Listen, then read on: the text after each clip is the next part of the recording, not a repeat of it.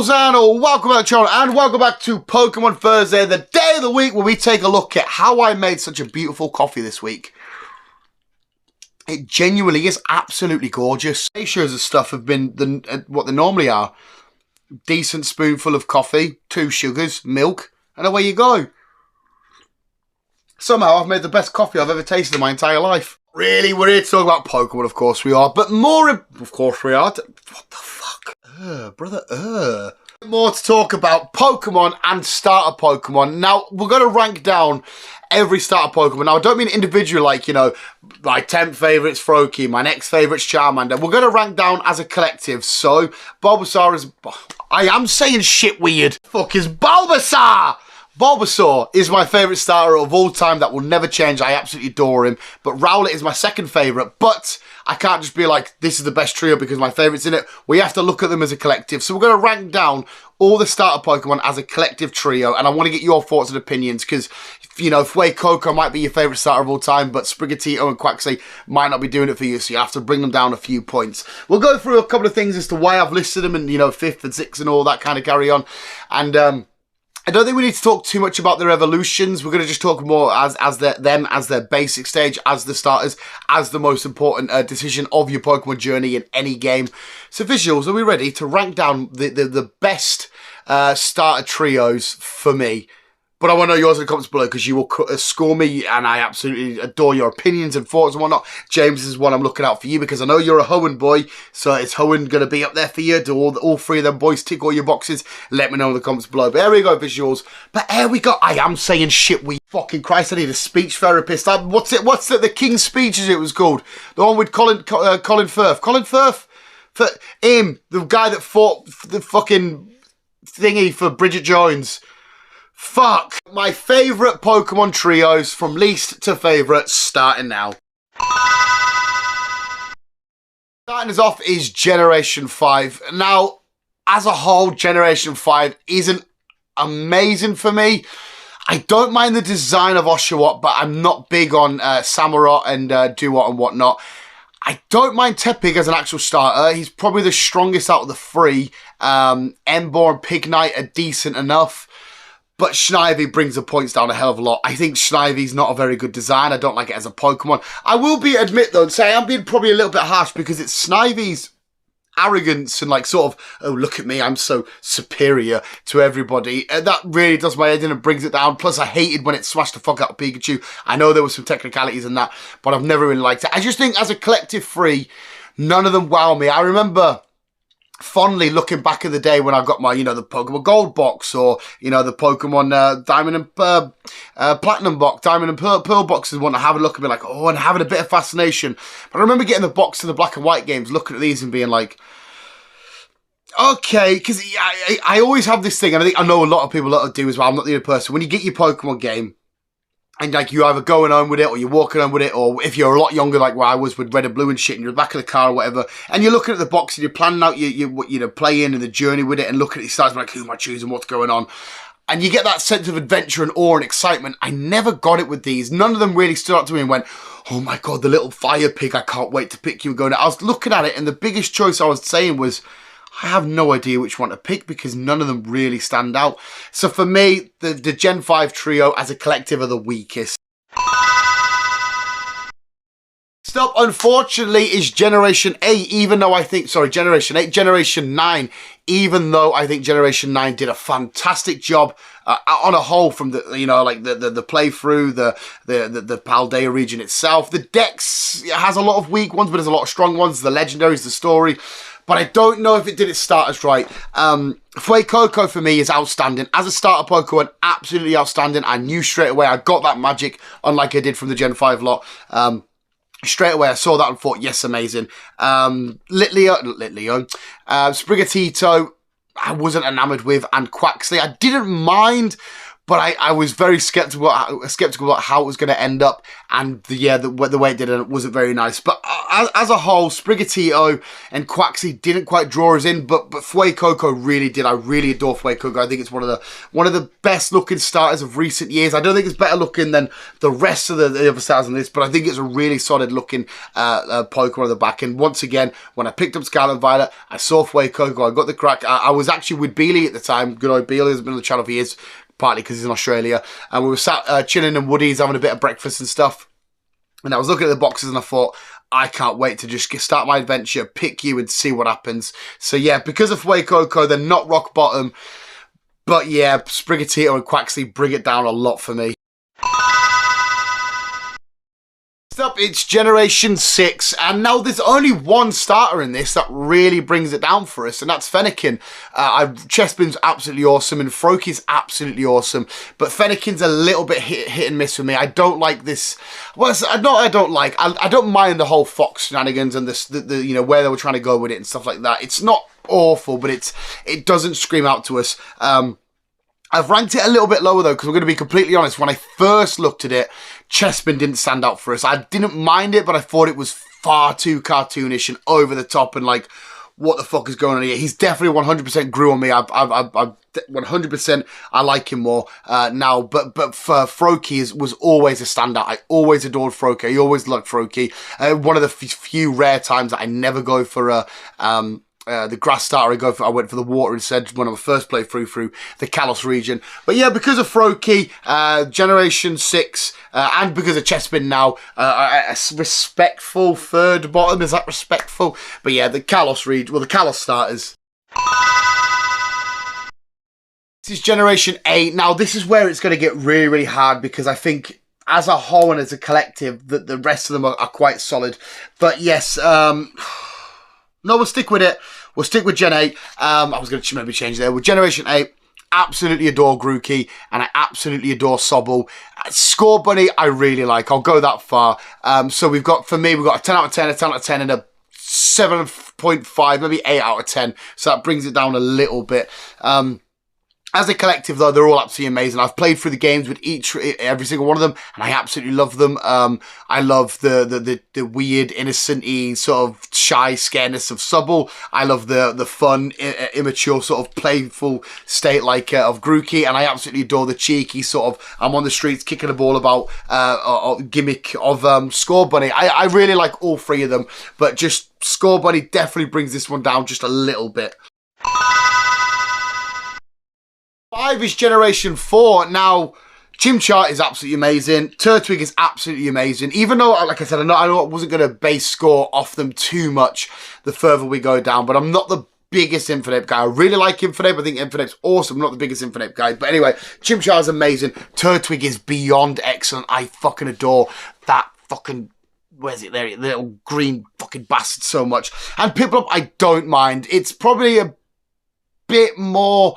than I do like Score Bunny, hence why I'm ranking it up. That's why I stumbled, well, sort of hesitated before in the last section, because I was like, should we put the Gala ones before? This one I'm and ahhing with, because I do really like Turtwig, and I do really like Chimchar, and I probably do like Turtwig more than Grookey, and I probably do like Chimchar more than, well, I definitely do like Chimchar more than Score Bunny. This one all hung in the balance of if I like... Piplup more than Score Bunny, because they're the two, well, they're the ones in these categories that are bringing it down ever so slightly. But yeah, I'll stick with the original pick. Piplup, I don't hate. The penguins are, as well, just a little fun fact about Dan, are my favourite animals of all time. I adore penguins.